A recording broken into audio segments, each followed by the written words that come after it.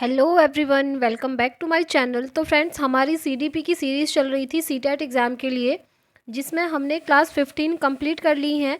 आज हम डिस्कस करने वाले हैं क्लास 16 और इसके अंदर हम पढ़ेंगे कोहलबर्ग्स मोरल डेवलपमेंट थ्योरी, जिसे हम हिंदी में बोलेंगे कोहलबर्ग का नैतिक विकास का सिद्धांत। तो फ्रेंड्स, अगर आप चैनल पर नए हैं तो चैनल को सब्सक्राइब कर लीजिएगा, क्योंकि यहाँ से आपके सारे टीचिंग एग्ज़ाम्स की प्रिपरेशन होती है, साथ में टीचिंग से रिलेटेड सारी अपडेट्स दी जाती हैं। तो चलिए स्टार्ट करते हैं। कोहलबर्ग का नैतिक विकास का सिद्धांत। क्लास 15 में हमने वाइगोत्स्की की थ्योरी पढ़ी थी, उससे पहले हमने पियाजे की थ्योरी पढ़ी थी। ठीक है, तो हर वीडियो की तरह इस वीडियो का भी ये जो आप पीडीएफ देख रहे हैं, ये आपको टेलीग्राम पर अवेलेबल हो जाएगा। जैसे ही यूट्यूब पर ये क्लास ख़त्म होगी, टेलीग्राम पर मैं इसको शेयर कर दूंगी पीडीएफ को। ठीक है, जिससे कि आपके नोट्स जो हैं बहुत बेहतर तरीके से बन जाएंगे। ये देखिए, सारे नोट्स मैंने आप लोगों के लिए बनाए हैं, बहुत मेहनत लगी है। तो अगर वीडियो पसंद आएगा तो प्लीज़ वीडियो को लाइक ज़रूर कर दीजिएगा। तो चलिए स्टार्ट करते हैं। देखिए, कोहलबर्ग पियाजे के काम से प्रभावित थे। ठीक है, जीन पियाजे के काम से। अब पियाजे का काम क्या था? पियाजे ने संज्ञानात्मक विकास का सिद्धांत दिया था, कॉग्निटिव डेवलपमेंट थ्योरी दी थी। ठीक है, तो कोहलबर्ग भी जो है उनसे ही प्रभावित थे। ये एक अमेरिकन साइकोलॉजिस्ट थे। ठीक है, कोहलबर्ग कहाँ के थे? अमेरिका के थे, अमेरिकन मनोवैज्ञानिक थे। नेक्स्ट देखिए, इन्होंने नैतिकता के बारे में बताया था, यानी कि आपने देखा होगा इनके सिद्धांत का नाम ही है नैतिक विकास का सिद्धांत। तो ऑब्वियसली इन्होंने मोरालिटी यानी कि नैतिकता के बारे में बताया होगा। नैतिकता के सिद्धांत के आधार पर ही हम यह तय करते हैं कि क्या सही है और क्या गलत है। ठीक है, सही और गलत को पहचानना ही नैतिकता है, ये कोहलबर्ग का कहना है। ये आप भी जानते होंगे, सोसाइटी में कुछ रूल्स बने हैं। जैसे हम कहते हैं बड़ों का आदर करना, ये बिल्कुल सही बात है, और अगर कोई बड़ों का आदर नहीं कर रहा तो ये गलत है। तो ये सारी चीज़ें किस पर बेस्ड हैं?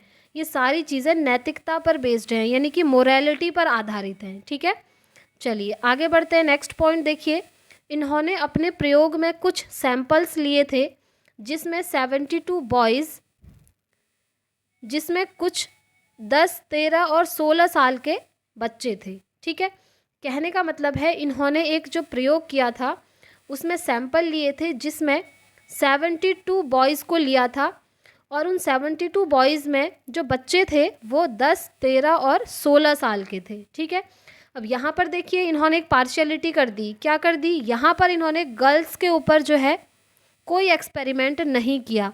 तो यहाँ से आप एक चीज़ समझ गए होंगे कि ये थ्योरी जो है इनकी जेंडर बायस्ड थ्योरी है, यानी कि लिंग पक्षपात वाली थ्योरी है। ठीक है, क्योंकि यहाँ पर लड़कों को इन्होंने सैंपल के रूप में लिया है और लड़कियों को नहीं लिया है।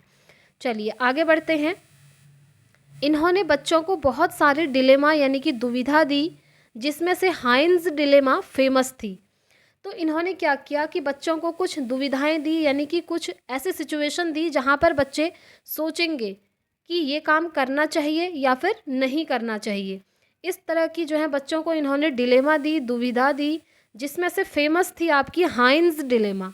ठीक है, अभी हाइंस डिलेमा क्या है ये अभी मैं आपको डिटेल में पूरी थ्योरी पढ़ाऊंगी। देखिए, हाइंस बेसिकली एक व्यक्ति का नाम है। ठीक है, तो अभी हाइंस डिलेमा को डिटेल में देखेंगे, उससे पहले इन दो टॉपिक्स को पढ़ लेते हैं। डिलेमा मतलब क्या होता है? दुविधा। ठीक है, ऐसी दो सिचुएशन जहाँ पर कोई डिसीजन लेना मुश्किल हो जाता है, उसे हम कहते हैं दुविधा। जैसे फॉर एग्जाम्पल, देखिए एग्जाम्पल बता रही हूँ तो आप लोग दिल पे मत लीजिएगा। फॉर एग्जाम्पल, आप लोगों का एग्ज़ाम है, आप एग्ज़ाम देने जा रहे हैं। ठीक है, आप रास्ते में पहुँचे हैं और आपको एक कॉल आता है कि आपके किसी रिलेटिव का एक्सीडेंट हो गया है, तो उनको जो है इमीडिएटली हॉस्पिटल में एडमिट करना है। ठीक है, अब देखिए आपके सामने दुविधा उत्पन्न हो गई ना। दो सिचुएशन हो गई जहाँ पर अब आपको ये डिसाइड करना मुश्किल हो जाएगा कि मैं कौन सा काम करूँ। अब आप एग्ज़ाम देने जाएंगे या फिर अपने रिलेटिव की जान बचाने के लिए उन्हें हॉस्पिटल लेके जाएंगे। अब बताइए आप क्या करेंगे? यहाँ पर आप अपना दिमाग लगाएंगे, आप सोचेंगे, है ना। आप फंस गए, मतलब इस सिचुएशन में ऐसी दुविधा आपके सामने आ गई, तो इसी को बोलते हैं डिलेमा, यानी कि दुविधा। ठीक है, ये एग्जाम्पल बस आपको समझाने के लिए दिया था मैंने। आगे देखते हैं मोरल रीजनिंग। किसी दुविधा वाले सिचुएशन में फैसला लेने के लिए जो तर्क शक्ति या थिंकिंग का प्रयोग करते हैं वही नैतिक तर्क कहलाता है। देखिए, नैतिक तर्क यानी कि मोरल रीजनिंग क्या होगी, वही जो मैंने आपको एग्जाम्पल दिया वहीं पर अब आप सोचेंगे, तर्क लगाएंगे, थिंकिंग करेंगे कि मुझे क्या करना चाहिए, मुझे एग्ज़ाम देने के लिए जाना चाहिए या फिर मुझे अपने रिलेटिव की जान बचाने के लिए उन्हें हॉस्पिटल लेकर जाना चाहिए। एक डिसीजन तो आपको लेना ही पड़ेगा, है ना, एक डिसीजन लेना ही पड़ेगा। तो आप जो भी डिसीजन लेंगे उस डिसीजन पर पहुंचने के लिए आप सोचेंगे, तर्क लगाएंगे, रीजनिंग लगाएंगे, ठीक है। तो वही कहलाता है आपका नैतिक तर्क, जैसे हम इंग्लिश में बोलते हैं मोरल रीजनिंग। ठीक हो गया। आई होप आप लोग इसे अच्छे से समझ गए होंगे, इसीलिए मैंने आपको एग्जाम्पल दिया। अब देखिए, हाइंस डिलेमा, हाइंस डिलेमा ऊपर ही हमने बात करी थी, मैंने आपको बोला था डिटेल में समझाऊंगी। तो देखिए, हाइंस डिलेमा मतलब क्या है। हाइंस एक व्यक्ति थे, ठीक है। हाइंस कौन थे, एक व्यक्ति थे। तो कोहलबर्ग ने ये प्रयोग किया था, ठीक है, ये आप ध्यान रखिएगा। तो कोहलबर्ग ने ये बताया कि हाइंस जो है एक व्यक्ति थे, उनकी जो वाइफ है वो काफ़ी बीमार थी, ठीक है, उनकी वाइफ काफ़ी बीमार थी। अब क्या हुआ कि वो हॉस्पिटल गए, डॉक्टर के पास, उन्होंने डॉक्टर को दिखाया अपनी वाइफ को। तो डॉक्टर ने उन्हें बोला कि आप इतने रुपए यहाँ पर जमा कर दो, तब जा कर के आपको मेडिसिन मिलेगी और आपकी वाइफ ठीक हो जाएंगी। अब यहाँ पर बात आ गई पैसे की, और हाइंस के पास पैसे अवेलेबल नहीं थे। अब हाइंस जो है दुविधा में फंस गए कि वो क्या करें, क्योंकि उनके पास पैसे नहीं हैं और उन्हें अपनी वाइफ की जान भी बचानी है। सही बात है, जान बचानी ही होगी अपनी वाइफ की, है ना। तो वो दुविधा में फंस गए। तो इसीलिए इसका नाम रखा गया हाइंस डिलेमा, यानी कि हाइंस की दुविधा, क्योंकि इस तरह से हाइंस दुविधा में फंस गए कि वो डॉक्टर से मेडिसिन कैसे लें, अपने वाइफ की जान कैसे बचाएं, क्योंकि उनके पास मनी तो है ही नहीं। तो यहाँ पर उन्होंने क्या किया, उन्होंने भी नैतिक तर्क लगाया, यानी कि मोरल रीजनिंग लगाई कि वो अपनी वाइफ की जान कैसे बचाएं। उन्होंने क्या किया, रात में वो डॉक्टर के घर पर गए और वहाँ पर उन्होंने वो मेडिसिन जो है चोरी कर ली, जिससे उनकी वाइफ की जान बचनी थी, ठीक है। उन्होंने पहले काफ़ी सोचा, मोरल रीजनिंग लगाई, नैतिक तर्क लगाया कि उन्हें क्या करना चाहिए। पैसे तो उनके पास अवेलेबल है नहीं, और अगर वो पैसे जमा नहीं करते हैं तो उनकी वाइफ की तो डेथ हो जाएगी, बट उन्हें अपनी वाइफ की जान बचानी है। इसलिए उन्होंने क्या किया, चोरी करी और वो मेडिसिन लेकर डॉक्टर से ले आए, अपनी वाइफ को दी, ठीक है, और उनकी वाइफ ठीक हो गई। तो अब यहाँ पर इसीलिए मैंने लिखा है, देखिए, राइट और रॉन्ग। तो आप लोग बताइए कि जो हाइंस हैं, क्या उन्होंने ये सही किया या फिर उन्होंने गलत किया। देखिए, बहुत सारे यही चीज़, ये जो मैं आपसे पूछ रही हूँ ना, यही चीज़ जो है कोहलबर्ग ने अपने स्टूडेंट्स से पूछी। ये स्टोरी कोहलबर्ग ने अपने स्टूडेंट्स को सुनाई। उसके बाद स्टूडेंट से पूछा कि आप लोग अपने अपने तर्क दीजिए, बताइए हाइंस ने क्या सही किया या फिर हाइंस ने गलत किया। अब बच्चे भी क्या करेंगे, वहाँ पर सोचेंगे, थिंक करेंगे, है ना, थिंक करेंगे, नैतिक तर्क लगाएंगे, मोरल रीजनिंग लगाएंगे।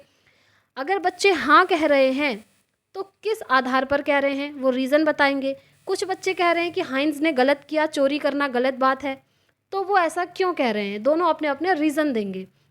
देखिए, जिन बच्चों ने ये कहा होगा कि हाइंस ने ठीक किया, उन्होंने तो ये देखा होगा कि इससे हाइंस की वाइफ की जान बच जाएगी, इसलिए उन्होंने ठीक किया। जो बच्चे कह रहे होंगे कि हाइंस ने गलत किया, चोरी करना गलत बात है, तो उनको यही लगा होगा कि हाइंस ने चोरी नहीं करनी चाहिए। बट जो कह रहे हैं कि हाइंस ने सही किया, वो भी अपना लॉजिक लगा रहे हैं, मोरल रीजनिंग लगा रहे हैं और कह रहे हैं कि जान बचानी ज़्यादा ज़रूरी है, चोरी कर ली कोई बात नहीं, है ना। तो इस तरह से, इसीलिए इस कॉन्सेप्ट को कहा गया है हाइंस डिलेमा, यानी कि हाइंस की दुविधा। हाइंस जो हैं इस दुविधा में फंस गए कि अब वो क्या करें, अपने वाइफ की जान बचानी है, इसलिए उन्होंने चोरी कर ली।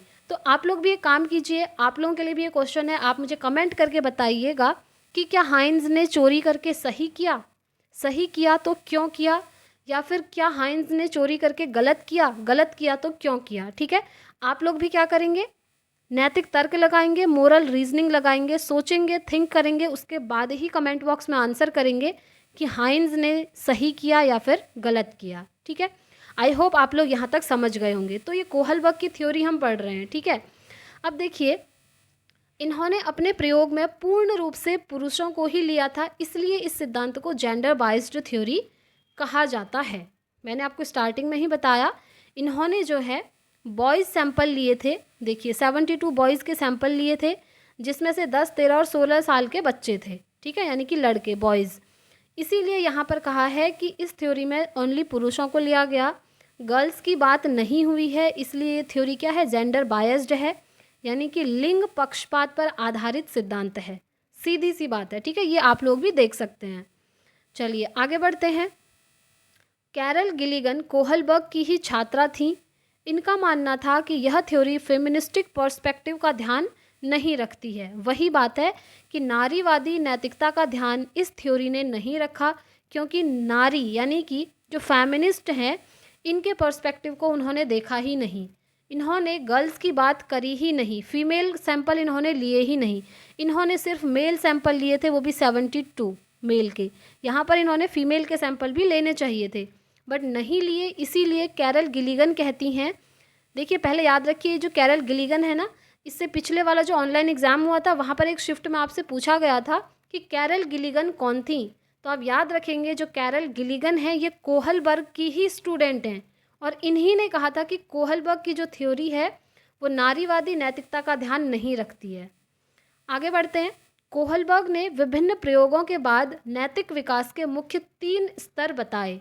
देखिए इन्होंने पूरा प्रयोग कर लिया। हाइंस डिलेमा क्या है, मैंने आपको पूरी स्टोरी बता दी, ठीक है। और इन्होंने, इनकी जो थ्योरी है वो जेंडर बायस्ड थ्योरी है, यानी कि लिंग पक्षपात पर आधारित थ्योरी है। ये जो है फेमिनिस्टिक पर्सपेक्टिव को ध्यान में नहीं रखती हैं। बस इतनी चीज़ें आपको ध्यान रखनी है। और हाँ, 2 टॉपिक मैंने आपको और बताए। डिलेमा मतलब क्या होता है, दुविधा। जब आपके सामने कोई दुविधा आ जाती है, 2 ऐसी सिचुएशन जहाँ पर आपको डिसीजन लेना मुश्किल हो जाता है, जो मैंने आपको एग्जाम्पल के थ्रू समझाया। आपका एग्ज़ाम है और आपके एक रिलेटिव का एक्सीडेंट हो गया, आपको हॉस्पिटल जाना है, वहाँ पर आप कौन सा डिसीजन लेंगे, ठीक है, ये डिलेमा हो गई। उसके बाद नेक्स्ट टॉपिक हमने पढ़ा मोरल रीजनिंग क्या है। इस डिसीजन तक पहुँचने के लिए आपने जो सोचा, थिंक किया, अपनी रीजनिंग लगाई, उसी को हम कहेंगे मोरल रीजनिंग, ठीक है। चलिए अब आगे बढ़ते हैं, आगे देखते हैं। कोहलबर्ग ने जो है विभिन्न प्रयोगों के बाद नैतिक विकास के टोटल 3 लेवल यानी कि 3 स्तर बताए हैं, और प्रत्येक स्तर के इन्होंने 2-2 स्टेजेस बताई हैं। इस तरीके से इनकी जो थ्योरी है उसमें इन्होंने 3 लेवल और 6 स्टेजेस बताए हैं टोटल। याद रखेंगे, इसीलिए मैंने साइड में लिखा है, बहुत इंपॉर्टेंट है। आप यहाँ पर इम्पॉर्टेंट भी लिख सकते हैं। तो 3 लेवल और 6 स्टेजेस बताई हैं कोहलबर्ग ने अपनी थ्योरी में। चलिए देख लेते हैं इसमें क्या है। देखिए मोरल डेवलपमेंट ये हैं, 3 लेवल हैं, ठीक है। यानी कि नैतिक विकास के 3 लेवल कौन कौन से बताए। पहला प्री कन्वेंशनल लेवल, जिसे हिंदी में पूर्व परंपरागत अवस्था कहते हैं, और इसके अंदर 4 से 10 वर्ष के बच्चे आते हैं।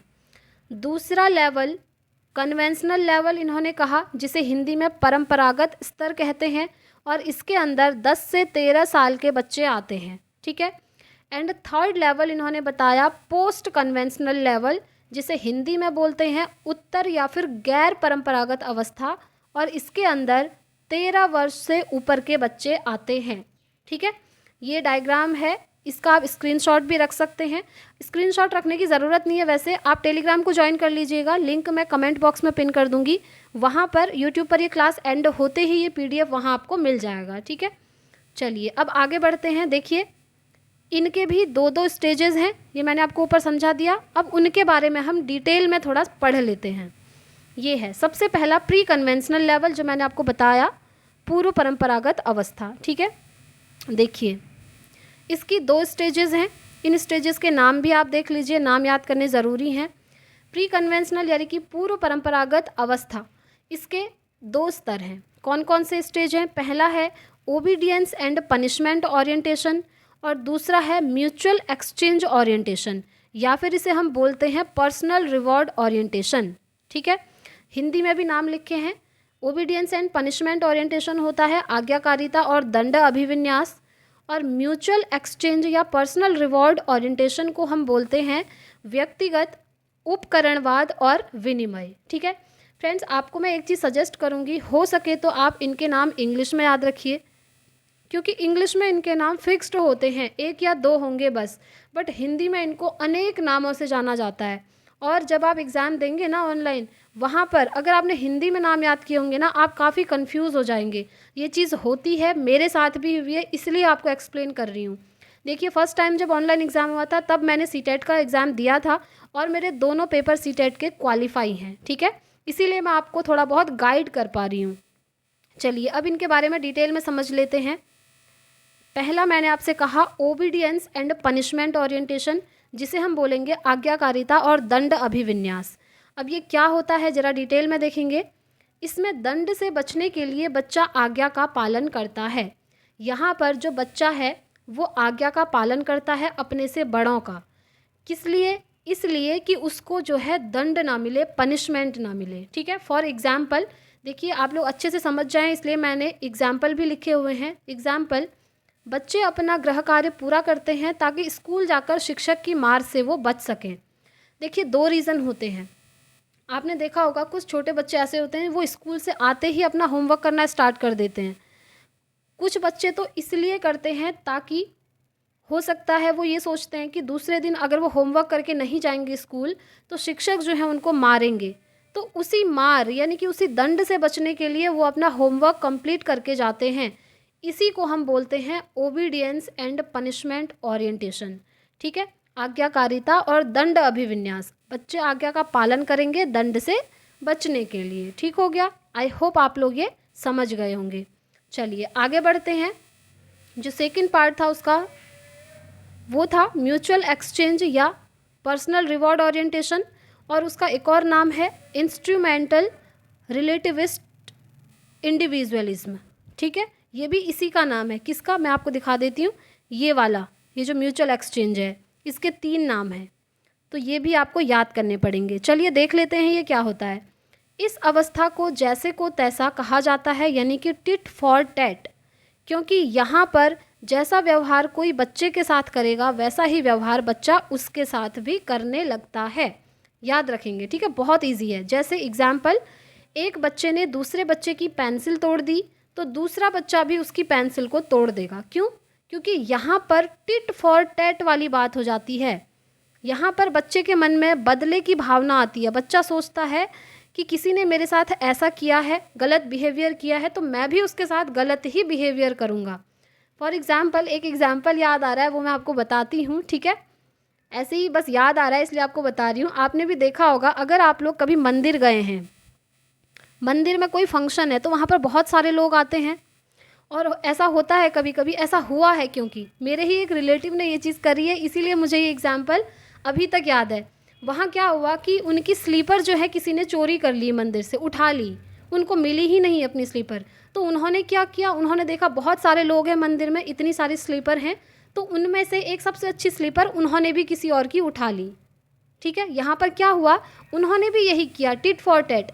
उनकी स्लीपर कोई और पहन के ले गया तो वो भी किसी और की स्लीपर पहन के चल दी। तो बस ये एक एग्जाम्पल के लिए था कि टिट फॉर टैट, यहाँ पर बच्चे के मन में आता है जैसे को तैसा। जैसा व्यवहार आप बच्चे के साथ करेंगे, बच्चे भी आपके साथ वैसा ही व्यवहार करने लगेंगे इस स्टेज में, ठीक है, म्यूचुअल एक्सचेंज की स्टेज में। चलिए आगे बढ़ते हैं। नेक्स्ट है कन्वेंशनल। कन्वेंशनल के भी 2 टाइप हैं, इनको डिटेल में पढ़ेंगे। उसके बाद पोस्ट कन्वेंशनल, इनके भी 2 हैं। उसके बाद इनसे रिलेटेड कुछ पॉइंट्स आ जाते हैं, ठीक है। चलिए इसको यहीं पर समझ लेते हैं, बाकी कन्वेंशनल वाला अभी कर लेते हैं। एंड जो पोस्ट कन्वेंशनल है ना, गैर परंपरागत, ये हम नेक्स्ट वीडियो में करेंगे। इसी 16 चैप्टर का पार्ट बी में लेकर के आऊँगी, ठीक है। चलिए अभी इस वीडियो में इसको कंप्लीट कर लेते हैं। अब दूसरा आता है, जैसे कि मैंने आपको बताया 3 लेवल और 6 स्टेजेस इन्होंने बताई थी, तो 1 लेवल और उसकी 2 स्टेज हम कर चुके हैं। अब ये दूसरा लेवल है और इसकी भी 2 स्टेजेस हैं, ये आप देख सकते हैं। तो दूसरा लेवल है आपका कन्वेंशनल लेवल, जिसे हिंदी में बोलेंगे परंपरागत अवस्था, ठीक है। इसकी 2 स्टेजेस कौन कौन सी हैं? पहली है good boy good girl orientation, इसको हम इंटरपर्सनल रिलेशनशिप भी कहते हैं। और दूसरा है लॉ एंड ऑर्डर या फिर मेंटेनिंग द सोशल ऑर्डर, ठीक है। इनको हिंदी में क्या कहते हैं वो भी मैंने लिखा हुआ है, अच्छा लड़का अच्छी लड़की अभिविन्यास और कानून और व्यवस्था अभिविन्यास। चलिए अब इन्हें डिटेल में हम समझ लेते हैं। सबसे पहला good boy good girl orientation, ये क्या होता है देखिए। बच्चे दूसरों की नज़र में अच्छे बनने के लिए या फिर दूसरों से शाबाशी लेने के लिए काम करते हैं ऑनेस्टी, अप्रूवल, प्राइज़। जैसे आपने देखा होगा घर पे हमारे मम्मी पापा भी बोलते हैं छोटे बच्चों को कि आप जो है घर पे कोई भी गेस्ट आते हैं तो उन्हें प्रणाम किया करो, उनके पैर छुआ करो। जब आप उनके पैर छुओगे तो वो आपको अच्छा मानेंगे, आपको शाबाशी देंगे और उनकी नज़रों में आप अच्छे बच्चे बन जाओगे। यही सोच करके बच्चे क्या करते हैं, उनके घर में जो भी गेस्ट आते हैं उनके पैर छूने लगते हैं, है ना। तो ये इसी का एग्जाम्पल है, ठीक है। Good boy good girl orientation, बच्चा जो है दूसरों की नज़र में अच्छा बनने के लिए और दूसरों से शाबाशी लेने के लिए काम करता है, याद रखिएगा, ठीक है। एग्जाम्पल भी मैंने आपको बता दिया। नेक्स्ट है इसमें law and order orientation, law and order ये वाला, ठीक है, जिसे मेंटेनिंग द सोशल ऑर्डर भी कहते हैं और हिंदी में कहते हैं कानून और व्यवस्था अभिविन्यास। चलिए देखते हैं ये क्या होता है। Law and order orientation, rules are rules, they can't be broken. आपने देखा होगा सोसाइटी में कुछ रूल्स बने होते हैं तो इस स्टेज में बच्चा सोचता है कि जो रूल्स हैं वो बिल्कुल सही हैं, उन्हें हम जो है ब्रेक यानी कि तोड़ नहीं सकते हैं। ये चीज़ बच्चे के अंदर आती है इस स्टेज में, ठीक है। देखिए बच्चे को सिखाया जाता है कि समाज द्वारा बनाए गए जो नियम हैं, रूल हैं, उनका पालन आपने करना चाहिए। सोसाइटी के रूल्स फॉलो करने से सामाजिक वर्ग सुरक्षित रहता है। ये चीज़ बच्चों को सिखाई जाती है और बच्चे जो हैं इसी चीज़ को फॉलो करते हैं। उन्हें ये नहीं पता होता कि सोसाइटी ने जो चीज़ बनाई है वो गलत भी हो सकती है। ये चीज़ बच्चे की समझ में इस स्टेज में नहीं आता है। उसको यही सिखाया जाता है कि सोसाइटी ने जो भी चीज़ बनाई है वो एकदम सही है और आप उस चीज़ को फॉलो करिए, ठीक है। बट ऐसा नहीं होता है ना, क्योंकि सोसाइटी में कुछ चीज़ें ऐसे भी रूल होते हैं जो कि सही नहीं होते हैं। जैसे जेंडर बायसनेस की अगर हम बात करें तो बहुत टाइम से चला आ रहा है, आप देख रहे होंगे, और कुछ एरियाज़ में तो अभी तक भी लड़कियों को स्कूल नहीं भेजा जाता है ना, या फिर लड़कियों को सिर्फ घर के काम करवाए जाते हैं, बाहर उनको निकलने नहीं दिया जाता। तो ये चीज़ भी सोसाइटी ने ही बनाई है और कहीं ना कहीं ये चीज़ एकदम गलत है, आप भी जानते हैं। बट इस स्टेज में बच्चे को ये सिखाया जाता है कि सोसाइटी ने जो भी रूल बनाए हैं वो सारे एकदम सही हैं और आपको वो फॉलो करने चाहिए। ठीक हो गया, चलिए ये भी हमारा कंप्लीट हो गया। अब आता है हमारा थर्ड लेवल और इसकी 2 स्टेजेस। ठीक है, अब ये जो थर्ड लेवल है और इसकी 2 स्टेजेस हैं ये हम नेक्स्ट वीडियो में करेंगे फ्रेंड्स। ठीक है, ये थर्ड लेवल है, इसकी ये 2 स्टेजेस हैं। डिटेल में मैं आपको नेक्स्ट वीडियो में बताऊंगी इनके बारे में, डिटेल में ये रहा। ठीक है, नेक्स्ट वीडियो में पढ़ेंगे। उसके बाद आलोचना, इनको क्रिटिसाइज़ भी किया गया था, ठीक है, कोहलबर्ग की थ्योरी को। तो ये सारी चीज़ें हम नेक्स्ट वीडियो में पढ़ेंगे। तो फ्रेंड्स इस वीडियो में इतना ही रखते हैं। आई होप आपको ये थ्योरी इतनी समझ में आ गई होगी। वीडियो पसंद आए तो प्लीज़ वीडियो को लाइक और शेयर करके जाइएगा। चैनल को ज़रूर सब्सक्राइब कीजिएगा, साथ में बेल आइकन प्रेस कीजिएगा ताकि आने वाली वीडियोज़ की नोटिफिकेशंस आपको मिलती रहें। तो इस वीडियो में इतना ही रखते हैं। अगर आप चैनल पर नए हैं तो टेलीग्राम ज़रूर ज्वाइन कर लीजिएगा, क्योंकि वहाँ पर अभी आपको थोड़ी देर में ये नोट्स अवेलेबल हो जाएंगे। तो फ्रेंड्स मिलते हैं नेक्स्ट वीडियो में। Thanks for watching.